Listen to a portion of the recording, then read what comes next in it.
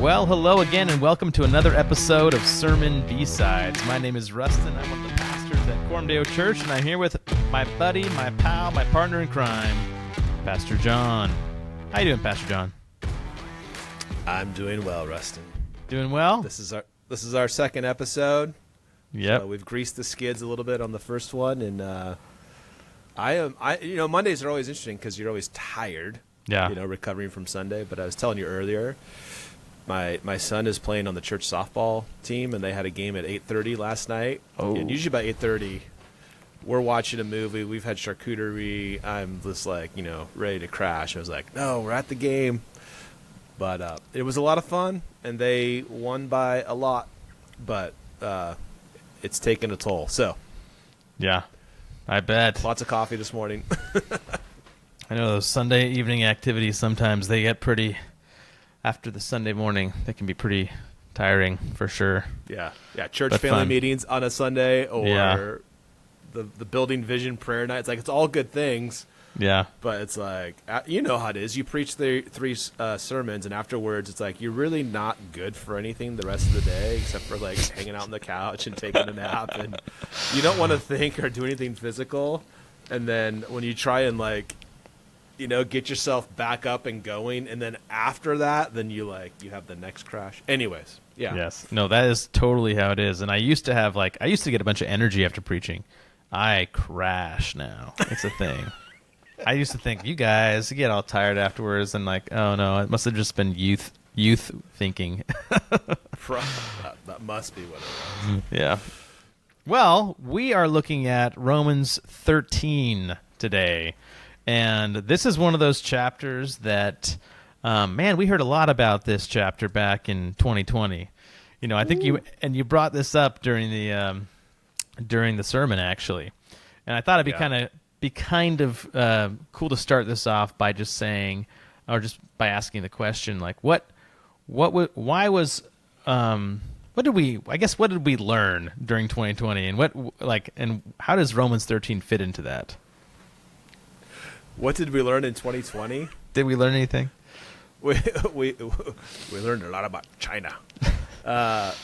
We learned that the world is crazy, that the magistrates, the government is prone to overreach and tyranny, and that it is kind of our default response to just go with it because they're in charge. Mm-hmm.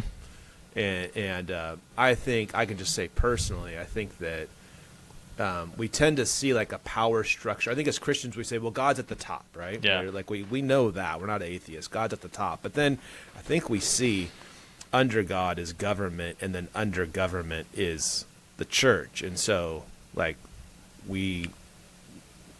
whatever they say, we kind of got to do.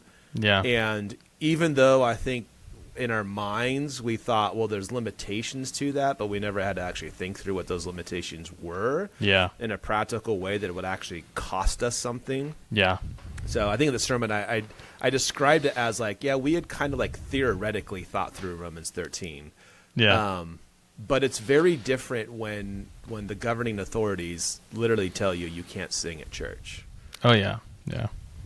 Or you actually could go get an abortion, and you could go to the weed shop and get high and then go get your girlfriend pregnant, which would lead to the abortion. But you couldn't go to church.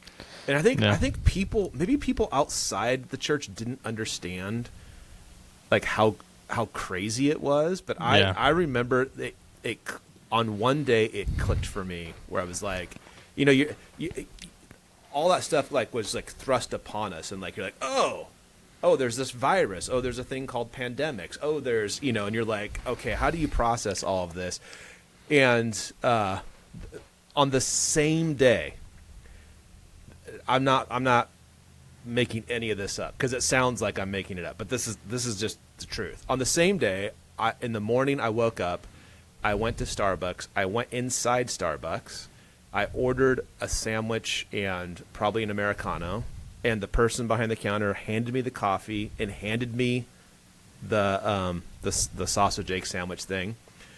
And then I came to church, where we couldn't park next to each other, and you couldn't serve communion even through a window. This is per the mandate of the state, and nobody could come into the facilities to use the restroom. Yeah. And I'm trying to reconcile that with like my experience at Starbucks. And then later that day, like literally the cars had to be 6 feet apart. Like, And they were not allowed to get out. And they could not get out of their cars, right? And they weren't supposed to roll down their windows. That was at church. Literally that same day, I drove to Costco, and the parking lot was absolutely full. And I parked right next to somebody like you do every single time. And I walked into Costco and I got a pizza and I walked out. And I'm wondering, I'm like, why are these things so drastically different? There's no rationality that would lead to this kind of an arrangement. And so then you're like, okay, they've lost their minds. That's actually the most gracious assessment you could possibly give, is that they're crazy. Yeah. More likely, they're just evil. Mm-hmm. And okay, what do we do now? We're not anarchists. Yeah. We're Christians. And what does the Bible say about these things? And then that thrust us into lots of conversations about Romans 13. Yeah, and I think you're right. The when you talk about the whole, the God, the government, and then everything else is underneath it. That's there's actually a name for that. It's called Erastianism, and I think we definitely kind of operate under a functional Erastianism, and the that's where when we were engaging with these questions, like one of the biggest questions that came up for me was just like what does the government have a specific area they're supposed to be dealing with and areas that they're actually not supposed to be dealing with, even just and then what's the Christian response supposed to be? Those are huge questions, because on the one side it's just like Romans 13 means do whatever they say, and then on the other side it's like, well, maybe part of like even just loving them is actually resisting them at times. Yeah. So right. But it has to be done properly, obviously. But anyways, so that love has to be genuine. We just talked about that. Yes. So anyways, good segue actually, because obviously in Paul's mind, the governing authorities play an important role in the life of a people, based on Romans 13. And I thought maybe you could just unpack a little bit. What's just the general, you might maybe call it political theology that Paul is unpacking here on how things ought to be. How things ought to be. Yeah. Yes. Well, so first of all, Paul makes it clear that the authority that the government possesses is legitimate, because it is delegated by God. Yep. So no one has authority. Government doesn't intrinsically have authority. God has authority, and he bestows that authority upon the magistrates, and that's what legitimizes the authority. But with that delegated authority comes limits. Yeah. So, and this is true in all of the institutions. Like, God has put, parents over children. The husband is the head of the marriage. There is a legitimate authority. It's not unlimited. Yeah. Elders have been appointed over the church. We have a legitimate authority, but it's limited. It's not unlimited. That's true of all the institutions. The only person with unlimited authority and jurisdiction is Christ, who's Lord over all. Yes. So the authority is legitimate. It is limited, and then you get like, okay, what is the scope of that authority? And clearly, and this connects back to what you were saying or what you were referring to in Romans 12, that the basic function of the state, what God has intended the state to do, is to punish evil and reward good. Yep. That is the main thing. And it is that punishing evil that allows a Christian to not take vengeance on the person that harms them. Yes.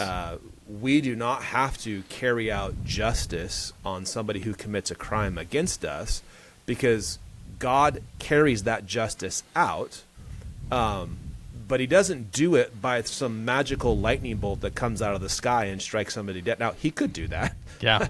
But the ordinary way that he does that is through the state that carries the sword. Paul says they don't carry the sword in vain. God has given them that role, and the state is the way that God punishes the wicked. Yeah. And it's somewhat like, when Jesus teaches us to pray, the Lord's Prayer, give us this day our daily bread. Yeah. Like, how does God give us our daily bread? Yeah. I don't think for most of us that we pray and a loaf magically appears on the table or the shelf. Yeah. Well, how does the loaf end up there? It ends up through the baker that God is sustaining and has gifted with abilities to get it there. God works through these means. So God does punish evil. God does avenge the innocent and punishes the wrongdoer, but he does that through the state. And the primary function, I think I said this in the sermon, Paul's not giving an exhaustive list of responsibilities, but he is saying these are the primary things that the state is supposed to do. It's supposed to uphold good and to punish evil.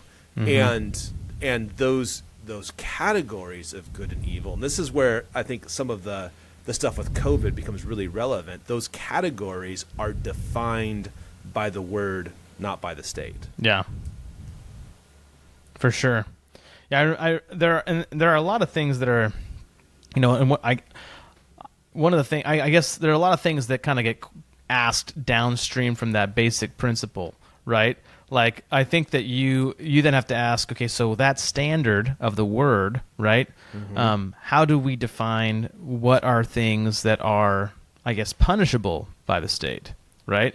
And then how do we define when we resist versus, I think the default is you respect and honor the authority, but then there's a certain point where you resist. Absolutely. Could you kind of tackle each one of those? I guess the first, the first one being, well, how about you tackle the second one first? How do you know when you resist? Yeah, how do you know when you resist versus when you obey? Obviously, this text calls us to honor the authorities, to submit to them. Yeah. So that's the default. But when might you have to resist? Well, I don't think you ever stop honoring the authorities. I think you honor the authorities in a different way. Yeah, agreed. So, traditionally, and I think I quoted Stott, and everybody who takes this text, seriously, basically says the same thing, that we are to submit to the authorities, with two exceptions. One, if they forbid what God commands, or if they command what God forbids. So those are two pretty extreme things. It's not if they allow things that God forbids, but they are commanding. They're taking their authority and they're telling me to do something, not allowing me to do it, but they're telling me to do something that God says don't do. Or they are telling me not to do something that God says I am bound to do. So in those two instances, we honor them by resisting them. We honor them by saying you are acting outside of the bounds that God has granted to you. You don't actually have this kind of authority. You don't want that authority. Yeah. And we want to remind you that the authority that you have is an authority that has been delegated to you by God. And so we submit. We submit to them. We honor them by resisting them. And I think in COVID, why this got so real for all of us is because there's a lot of gray areas in there where the government does stupid things, right? And we all agree this is dumb and evil, and the government allows evil and wicked to go on, and even can promote it and fund it.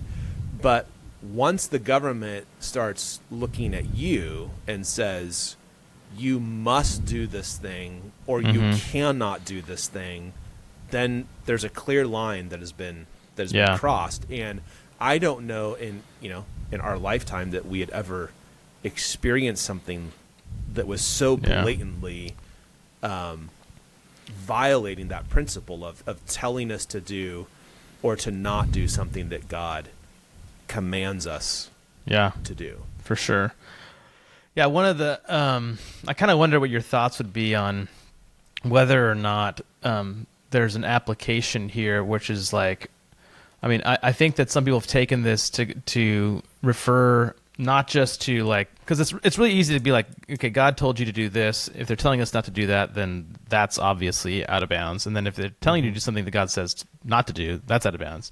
But then there's this kind of interesting category where you might call arbitrary law. Yeah. Right. Yeah. Like, and that's interestingly the word tyranny actually, like the proper definition of tyranny is that it's arbitrary rule. Right.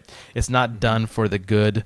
It's done for its own, like completely for its own sake, and it's self-serving, or it's just not even, doesn't make any sense at all. Like, and it's easy to get like lost in the world of hypotheticals here, but we didn't have hypotheticals in COVID. Is the state's like command? This is a question I was wrestling with. If the state commanded us all to wear yellow shirts, right? Mm-hmm. Is that an area that we honor them by actually obeying it, or is that conceding too much to them, right? You know what I mean? Like the arbitrary rule. I thought about like the example I would use is like, if everybody must eat ice cream on Saturday at 2:00, and I was like, wait, do they have that authority over my body that they can tell me to eat something? Is that, and it's obviously it's not against God's law to eat ice cream on Saturday at 12:00, right? Yeah. right. So like, and actually, I want to do it. Yeah, and I want to do it, but at the same time, I think like they're telling me to do it. Are they assuming a form of authority that actually I have a duty to resist, not just because it's commanding me clearly to sin or to do something that God doesn't command, but is it almost like by doing the thing that like that is completely arbitrary, are you almost like acknowledging that they have a form of lordship they don't have? Like it's almost like a form of idolatry, Yeah. I'm curious if you thought about that at all, because like the arbitrary thing came up a lot in 2020. Yes, the arbitrary thing came up a lot. Yeah, I would tend to agree with you that if they say you have to wear yellow shirts, like that's ridiculous. You don't have the authority to do that.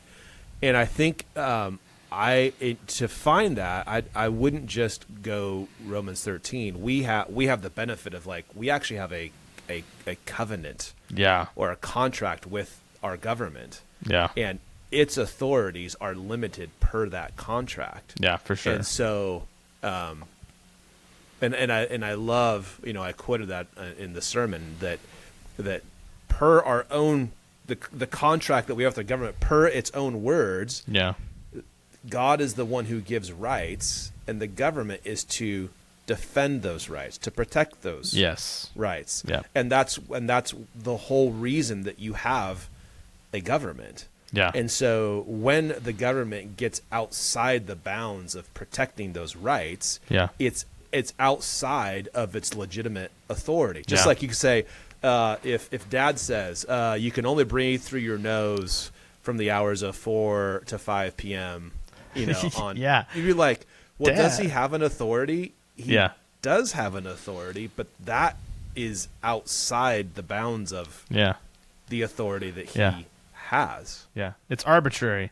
It's arbitrary, yeah. And whereas if a dad says, hey, you need to make your bed before 10 o'clock, dude, know, like that's a father teaching the discipline and stewardship of his space and the respect of the home. Like and that's dominion not, and responsibility, mature. Yeah, absolutely. But like that, and I think this is where it gets tricky, because like then you get into the zones of like what is actually like if the government started telling our kids what to do, like in the home, like you guys need to make your bed by 10. It was like by 10 a.m. on Saturdays. It's like wait, that's not your zone. And there was a lot of that also. It's like maybe jurisdictionary problems came up in 2020. And I think that what you brought up with like the Declaration of Independence, and with even just this passage, like punish what is evil, reward what is good, right? Those are kind of its jurisdiction, right? And Yes. and in the civil sphere, it doesn't have the authority to tell my kids what to do for chores, right? It's like there's a jurisdictionary problem here too, which is one of the things you got into also was the sphere sovereignty. Maybe you could just briefly touch on that before we get into the other half of Romans 13. Yeah. I was trying to find a graphic to like demonstrate it because I just ended up like doing it with my hands, but I couldn't find anything that I liked. But I said earlier, like I think we tend to think that it's God, government, and then the church and the family, and we are directly under the government, and that's that. I don't think that's the picture that we see in Scripture. That certainly Kuyper was really helpful in thinking through what people call sphere sovereignty, so that God does ordain institutions. He does delegate authority, and those authorities are distinct from each other, and yet there is some overlap. Yeah. But they're not directly under one another. You have Christ, who is Lord over all. And that Lord over all thing, I think, is maybe the most important like element that you take away from 2020, understanding the implications of that, and maybe we'll circle back to that later. But Christ is Lord over all, and he's Lord over the government, and they have a legitimate, limited authority. They're supposed to do something, and we're supposed to submit to that. And then alongside that is the church, and the church has authority that is given to it by God. It's limited, it's defined by the Scriptures, it's legitimate. And then alongside that is the institution of the family, which has legitimate authority. It has boundaries to it. It's limited. And then people go on to say, well, the what's the other one? The economy, what is the word I'm trying to think of? I can't think of it anymore. The market. Okay, the market, yeah. It is that there's that maybe that's another institution. But if you just use those main three, the government, the church, and the state, the church, and the family has its own authority, and that authority is not the governor.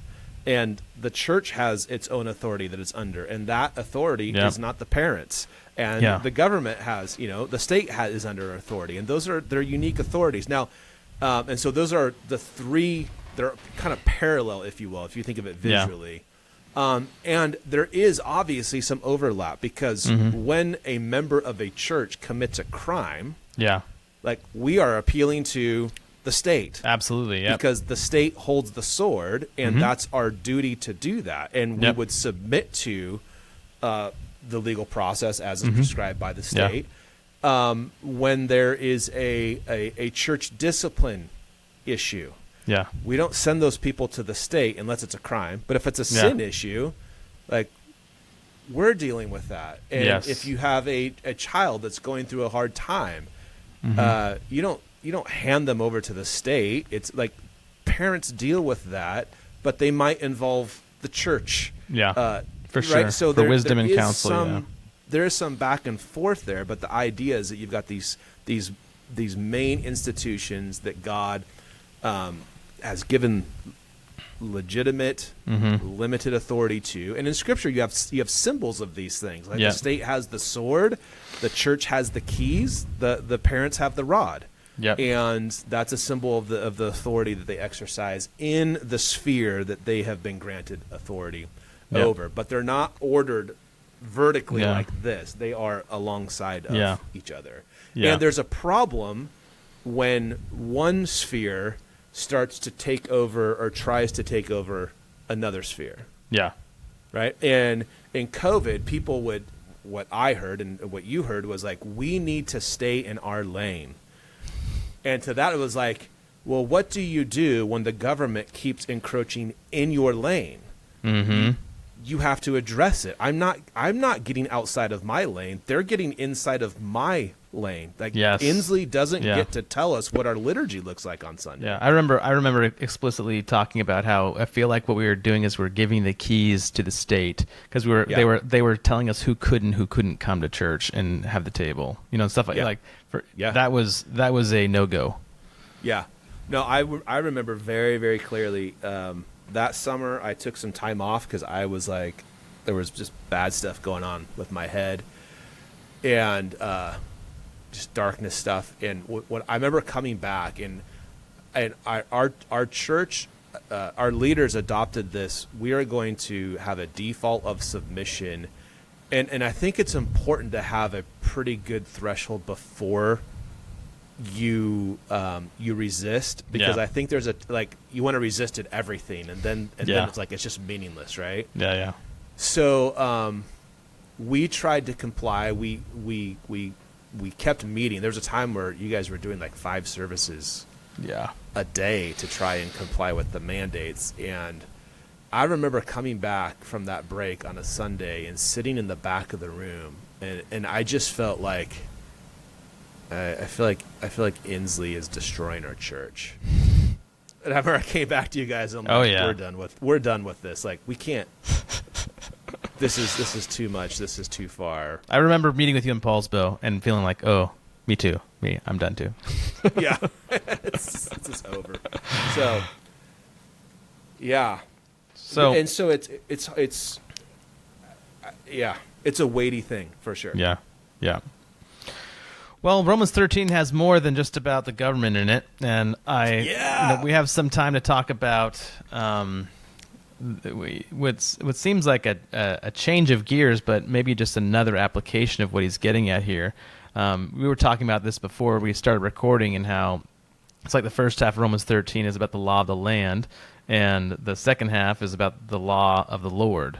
Right? Yeah. There's this, owe no one to anything except to love each other, for the one who loves another has fulfilled the law. Mm-hmm. And in this particular sermon, you highlighted the importance of loving our neighbors, and then you drilled down into, I guess, our closest neighbors, right? Yeah, starting there and then working out. And I thought you could, maybe cover some of that ground again. What is this fulfilling the law by loving one another? How does that work out in our different relationships? Yeah, I think there's the people who are on the liberal end of the spectrum want to say that the Old Testament law is no longer binding. It doesn't matter, and the gospel has replaced all that with a command to love. And in Paul's language here and elsewhere, even when we think about 1 John, when he says, I give you a new command, it's like he's not creating a new command. He is unpacking the depth of an old command. Yep. Because you have the similar summary in Leviticus. It's like what we know love is categorically deeper on this side of the cross. And so that means the application and understanding of that law also deepens, right? It's we understand it more. But Paul is summarizing the law as love, and one of the things he's doing is he's taking the law which forbids things, and he's saying it doesn't just forbid; it actually requires. So it's not enough to just not murder your neighbor. Right? Yes. Yeah. Like, you don't get a good citizen award. Hey, you didn't kill a neighbor this year. Good for you. No, loving the law your neighbor is open-ended. Yes. Yeah. Absolutely. So he's giving this summary of the law, saying the essence of the law, what the law calls us to do to our neighbor, is to love them. And when we love our neighbor, not just when we choose not to covet what they have, or choose not to steal what they own, or choose not, to commit adultery. It's like when we love them, then we are fulfilling the law. Yes. And so you have both the upholding of the moral code from the Old Testament, and also the unpacking of it, and the elevating of it to understand that what what God expects of us towards our neighbor, and what we owe our neighbor in light of the law is to love them. So but then I asked the question, like, who's your neighbor? And I asked that question. Were you there for the first service? I was there for a portion of the first service sermon, but I had to leave for Pray for Life. Yeah. So so Michael Horton wrote a book years ago called Ordinary. Yes. Yeah. And there were some really, really good nuggets in that book. And he kind of tells a story that I think is proven, like, this is fairly accurate, that when the opportunity to raise some money and hop on a plane and go halfway around the world and feed somebody that, we've never met before and we're probably never ever going to see again in our life, when that opportunity pops up, we get excited and we think, here's my opportunity to really make a difference, right? I'm really going to love my neighbor. And that can be an opportunity to do that, but we get way, way less excited about making a sandwich for a family member. Yeah. And the irony is that they are our closest, first in terms of priority, most important neighbor. Yeah. And it's like when we hear love your neighbor, we just think of everybody except for the people that are actually closest to us. And so I wanted to take the opportunity to, like, okay, what does that mean for a Christian who is a husband? Yeah. Like, what does it mean to love your wife? Like, God actually speaks to that. What does it mean for a wife, to submit to her husband? What about parents and children? And what about employees and bosses? And that's all where Paul goes, at the end of Ephesians 5 and early in chapter 6. You have, like, these household instructions and codes.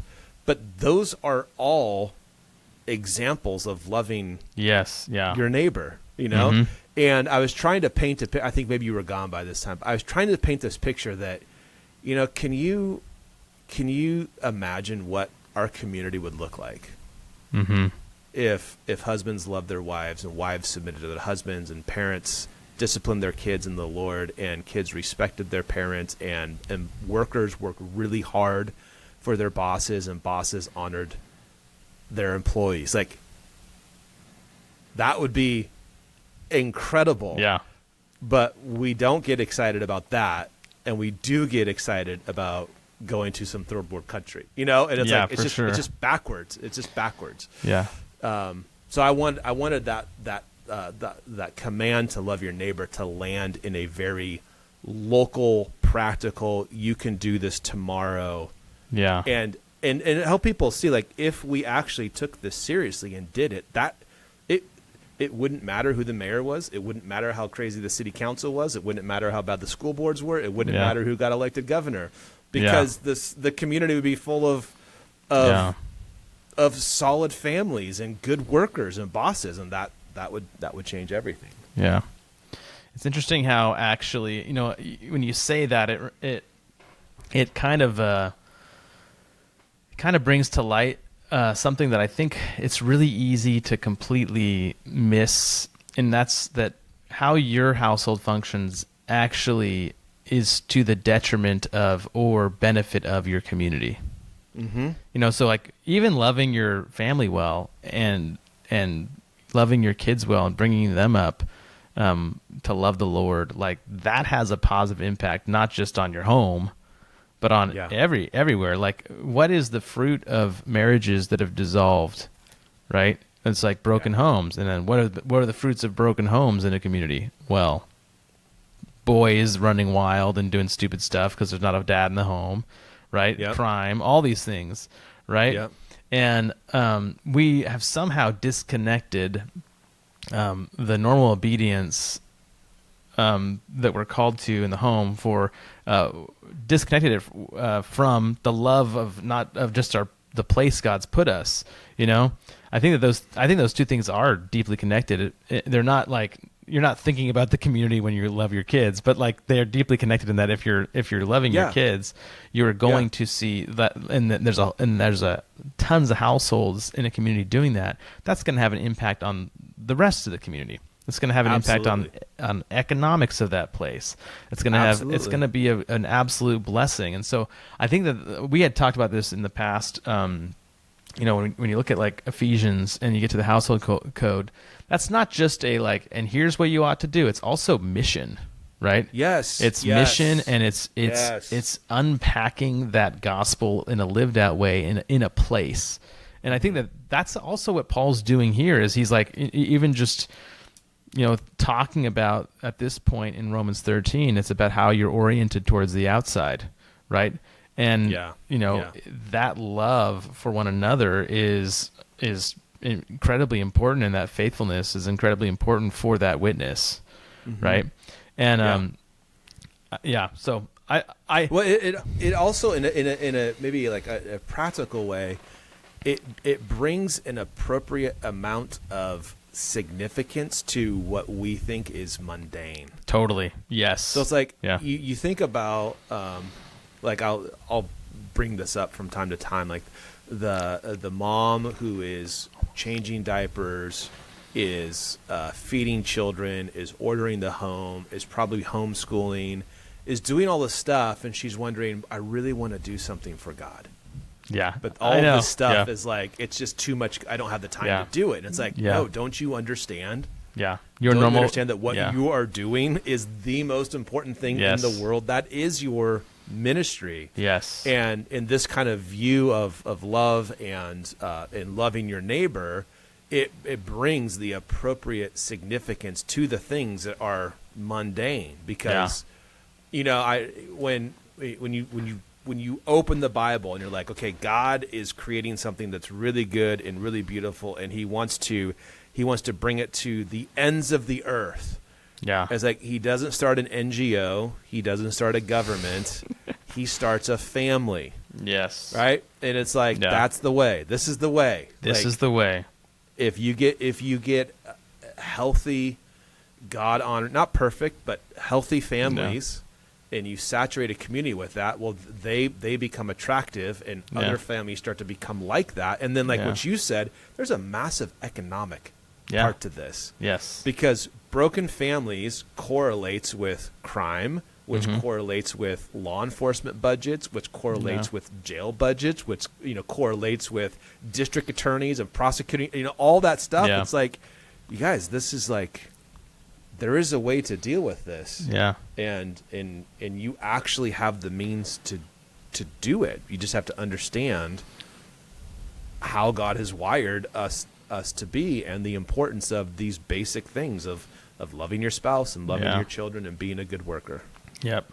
It's one of the reasons why I think it's really like kind of perverse when you have a guy who is like, his home life is just a complete wreck, but he's like super devoted politically.